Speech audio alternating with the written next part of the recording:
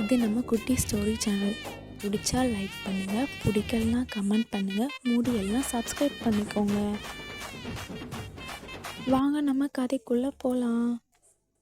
மறுநாள் காலையில் விடிஞ்சிச்சு. காலையில் விடிஞ்சதும் அவனுக்கு ரோஸ் கொடுத்ததை யோசித்து பார்க்குறா.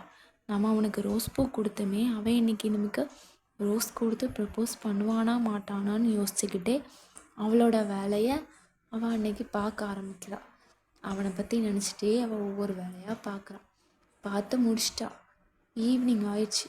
அவனோட வருகைக்காக காத்துட்ருக்கா ஃபோன் எடுத்து. ஆனால் அவன் ஃபோனில் எந்த மெசேஜும் பண்ணல. அப்புறம் அவள் கால் பண்ணி பார்க்குறான். அந்த காலையும் அவன் அட்டன் பண்ணலை. ஃபோனையும் எடுக்கலை, காலையும் அட்டன் பண்ணலை. அப்போ அவனுக்கு நம்மளை பிடிக்கல போல அப்படின்னு சோகத்திலேயே யோசிச்சுட்டே உட்காந்துட்ருக்கா. நைட் டைம் ஆயிடுச்சு. நைட் டைம் ஆனதும் சரி, இதுக்கு மேலே அவன் நமக்கு காலும் பண்ண மாட்டான், ஃபோனும் பண்ண மாட்டான்.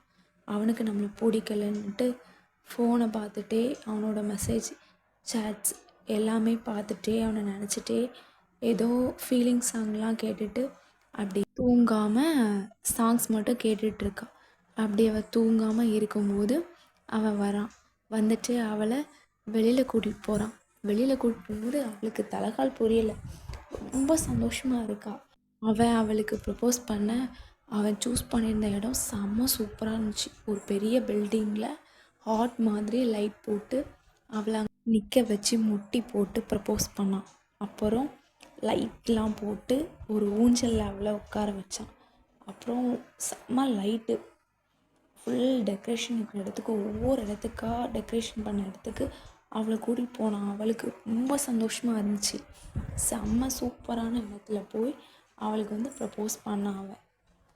அவளை அவங்க வீட்டில் கொண்டு போய் அவன் விட்டுட்டு அவனோட வீட்டுக்கு அவன் வரான். வரும்போது அவன் தங்கச்சி அவகிட்ட ரொம்ப சண்டை போடுறான். நைட் டைமில் அவள் கூட நீ ஏன் இப்படி சுற்றுற அப்படின்னு சொல்லிட்டு அண்ணனுக்கும் தங்கச்சிக்கும் பயங்கர சண்டை வருது. பயங்கரமாக 2 பேரும் திட்டிக்கிறாங்க. அவளுக்கு அவள் கூட அண்ணன் பேசுறது பிடிக்கவே இல்லை. ரொம்ப கோவப்பட்டா. அதுக்கப்புறம் உன்னோட சந்தோஷம் தானா என்னோட சந்தோஷமும், நீ விருப்பப்பட்டபடியே செய் அப்படின்னு சொல்லிட்டு போயிடுறான்.